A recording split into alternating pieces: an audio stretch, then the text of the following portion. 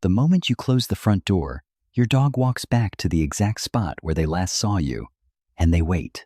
You've done it 1,000 times, keys, shoes, the door, and you've probably wondered, at least once, what's happening inside their head while you're gone. Are they picturing your face, replaying this morning, missing you the way you miss them? Here's what about 40 years of memory research actually says. And it's stranger, and honestly, warmer than your dog remembers you. Because your dog isn't replaying you at all. They're doing something a photograph can't do.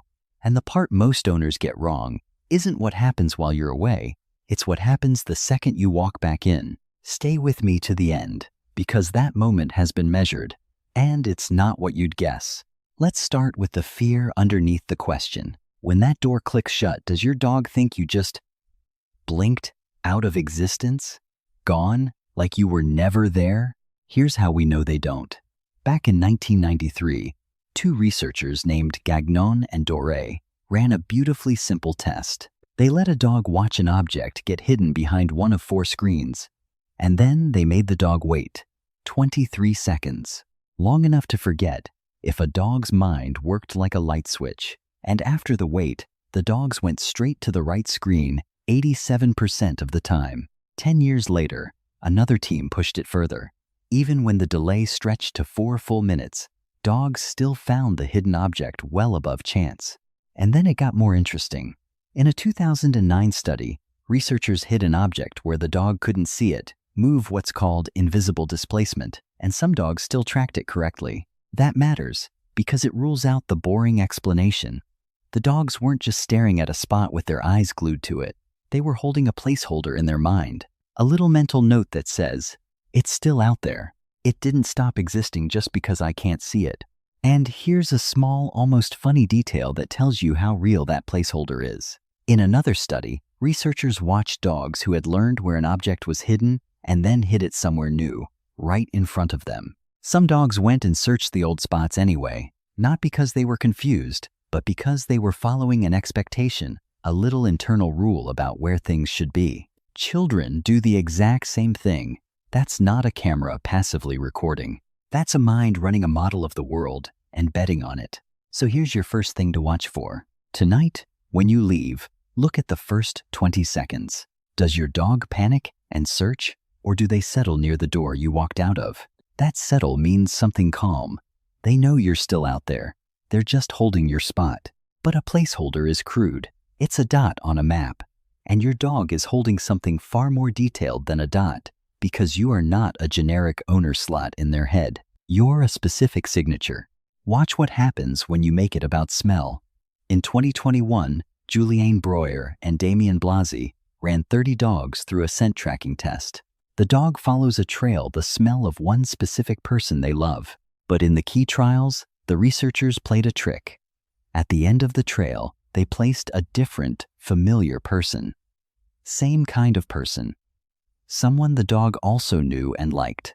And the dogs reacted. A visible jolt of surprise, more activity, more searching, because the person at the end wasn't the person the smell had promised. Think about what that means. Your dog wasn't just following a nice smell. Your dog was following you, specifically, and noticed when the world handed back the wrong answer. And we can see this deeper than behavior. In 2015, Gregory Burns, the scientist who trained dogs to hold still, awake, inside an MRI scanner, presented dogs with different scents. Familiar humans, strange humans, other dogs, and one region lit up more than the rest for the scent of the familiar person, the caudate, the brain's reward center, the same circuitry that responds to things a dog wants. Your smell, filed under good, file under mine. And it isn't only smell. There's early evidence, a 2024 study, still a preprint, so hold it loosely, that even free-ranging street dogs, dogs who never belong to anyone, can tell familiar people from strangers by reading the inner parts of a face. The eyes, the nose, the mouth. If that holds up, it means the pull to recognize us runs deeper than training. It might be part of what a dog simply is. So you're not a dot. You're a signature in scent, maybe in a face, and it's tagged with reward. And here's your second thing to notice. The next time you come home, watch how your dog greets you. Before the tail, before the toy, there's usually a sniff. That sniff isn't a habit. It's your dog pulling your file and checking it against the copies standing in front of them.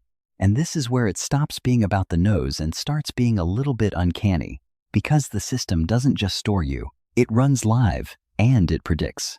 There's a study from Kyoto, from a researcher named Adachi, that I keep coming back to. They played a dog, the recorded voice of its owner, just the voice, from a speaker, no person in sight. And then, a moment later, they showed the dog a photo of a face. Sometimes it was the owner's face. Sometimes it was a stranger's. And when the face didn't match the voice, the dog stared longer, confused, as if something was wrong. Sit with why that's remarkable. For the dog to be surprised by the wrong face, it had to already be expecting the right one, which means the moment your voice reached them, before any face appeared, your dog had already conjured you, built your face out of the sound of your voice. That's not a dog associating two things it's seen together. That's a mind actively generating you out of thin air, from a single cue. Now, I want to be honest about the edge of what we know here, because it's the interesting part. Does all of this mean dogs can't remember specific events this morning? That walk, the time you dropped the whole bag of treats? Not exactly.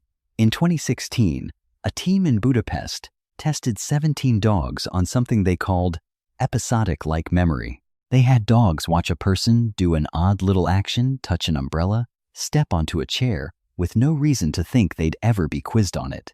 And then, out of nowhere, the command, do it. And the dogs could. They reached back and pulled up an action they had no reason to have stored. But notice that word episodic-like, because the memory faded, and fast, sharper after 1 minute, blurrier after 1 hour. Dogs can reach back into the past. They just don't seem to live back there the way we do, scrolling through old footage in the dark. And here's the flip side of that.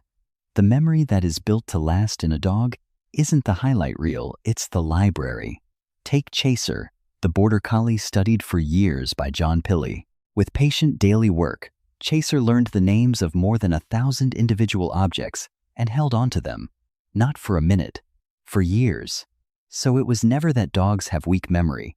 It's that the durable part is the stable stuff, the associations, the names, the signatures, the people who stay true across 1,000 ordinary days. Your dog may not replay this morning, but you're not this morning. You're the constant, and the constant is exactly what this kind of memory is built to keep.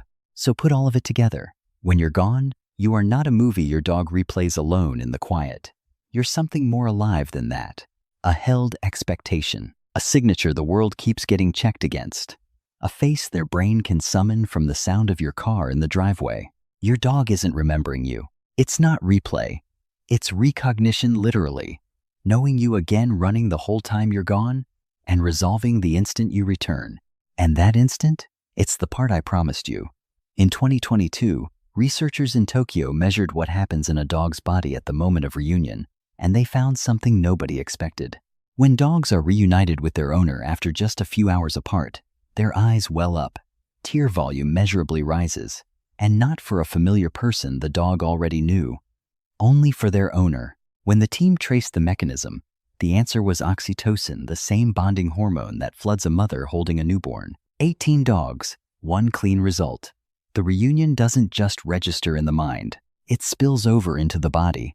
The weight had a pressure to it, and your return is what releases it. So the weight was never nostalgia. The weight was a question your dog was holding all day in a part of them older than words. And you, walking through that door, are the answer. So what do you do with this? A few things, and none of them cost a thing. First, keep your comings and goings boring. I know that's hard. But a resolved prediction is supposed to land softly. When every homecoming is a huge dramatic event, you spike your dog's arousal around that door, and for an anxious dog, you can make the wait harder, not easier. Low, calm, same every time. Let the answer be gentle. Second, leave a piece of your signature behind. A worn shirt in their bed, unwashed, is not sentimental nonsense. You just learned that your dog holds you partly as a scent. So leaving your smell is leaving a real piece of the thing their system is checking for. You're keeping the file warm. And third, pick one phrase for leaving and one for coming back. Be right back. I'm home. Say them the same way, every time. Dog brains have actually been shown to track the regularities in human speech, the patterns, so a stable phrase can become a real signal. It gives that held expectation a shape. It tells them which question they're waiting on. So the next time you shut that door, and you picture your dog on the other side of it, alone with a fading photo of your face, let that picture go.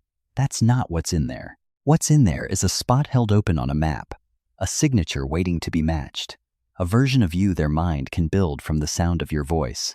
You never really leave. You just become a question they're holding until you walk back in and answer it. Your dog didn't forget you today. Your dog spent the whole day expecting you.